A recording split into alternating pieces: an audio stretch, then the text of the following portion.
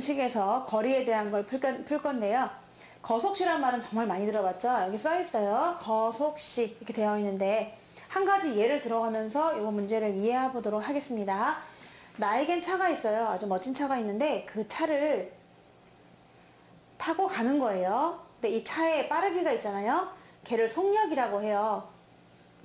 속력을 일단 단위를 잘 보셔야 돼요. 얘 속력이 얼마인지. 속력은 단위가 두 개가 들어있거든요. 얘는 60km per 시래요. 이 말은 무슨 뜻이냐면 1시간에 60km 간다 이런 뜻입니다. 1시간에 60km 가는 속력이에요. 쭉쭉 달려요. 고속도로를요. 자, 그런데 내가 3시간 동안 달렸다라고 생각해 보세요. 아무 생각 없이 3시간 동안 달려가지고 부산에 갔다. 그럼 내가 달린 거리는 얼마일까요? 라고 생각해 볼 수 있잖아요. 얘가 지금 살고 있는 곳, 얘가 부산이다. 그런데 60km, 1시간에 60씩 쭉 갔단 말입니다. 그것도 3시간씩, 1시간에 60씩 갔으니까요. 3시간 동안 갔을 때는 얼마큼 갔을까요? 180km를 갔겠죠. 따라서 거리는 180이 되는 겁니다. 킬로미터. 우리 속력을 보면은 속력이 이 단위를 다 갖고 있어요. 시간 킬로미터를 얘가 다 갖고 있는 거죠. 그래서 우리가 속력을 먼저 잘 살펴야 합니다. 속력에 있는 시간을 보시고요. 그 속력에 있는 시간으로 맞춰주시는 거예요. 거리하고 시간이 설마 속력에 나와 있는 단위랑 다르다 하더라도 얘를 맞춰가지고 얘는 변할 수가 없어. 왜냐면 킬로미터 퍼 시라고 딱 정해져 있기 때문에 얘네들이 하나씩 밖에 없는 애들이 맞춰주는 거죠. 속력 단위를 잘 보셔야 됩니다. 그래서 시 킬로미터면 얘도 시 킬로미터로 맞춰주시는 거죠. 자, 요 세 개를 보면은 그럼 요게 바로 이해가 된다는 걸 알 수가 있거든요. 정말 180이라는 거리는 속력과 시간을 곱해야 되지 않나요? 얘가 180이니까요. 180은 나의 빠르기 곱하기 시간이다. 가 맞는 거고요. 그럼 시간 3은 어떻게 나온 걸까요? 얘는 60분의 180. 60분의 180 해서 3이 나온 거죠. 또 속력 60은 3분의 180 하고 나온 거잖아요. 그래서 생각해 보시면은 여기에 있는 60이라고 하는 것은 어떻게 나온 것이다? 속력은 내가 달린 거리 나누기 시간이다. 거리 나누기 시간이라는 걸 알 수가 있고요.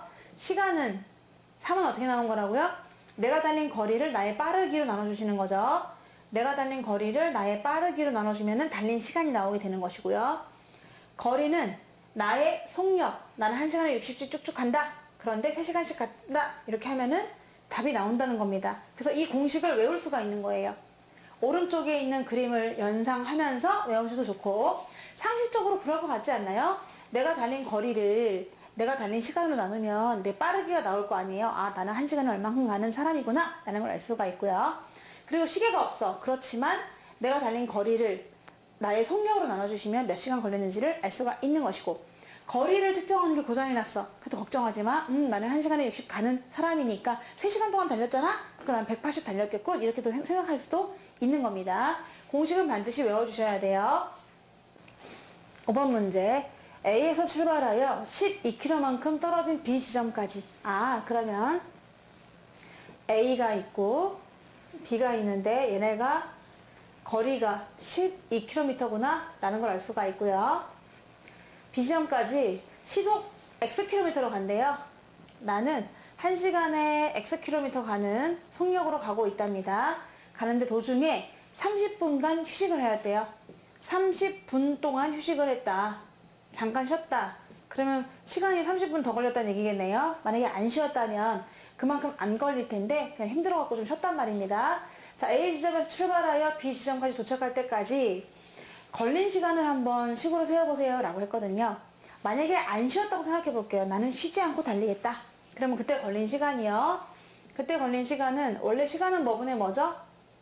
내가 달린 거리를 나의 능력, 속력으로 나눠주셔야 되거든요.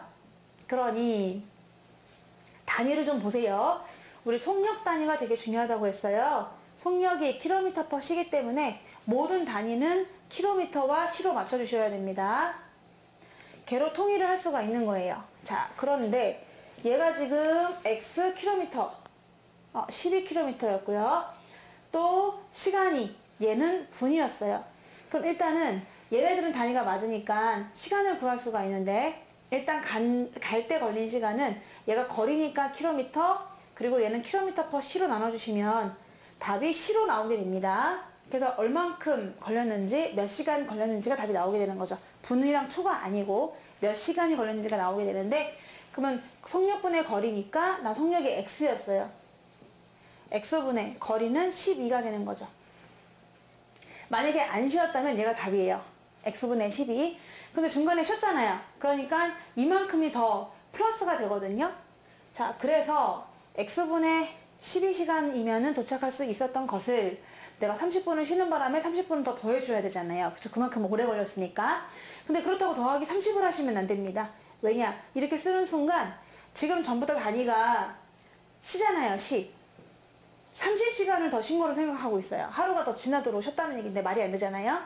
30을 더하시면 안 되고요. 이 30분을 뭐로 고치셔야 되죠? 다시 시간으로 고치셔야 됩니다. 왜? 속력이 지금 지정해줬거든. 무조건 시로 통일해. 이런 뜻이기 때문에 30분은 60분의 30시간이라서 2분의 1시간, 절반 시간이거든요.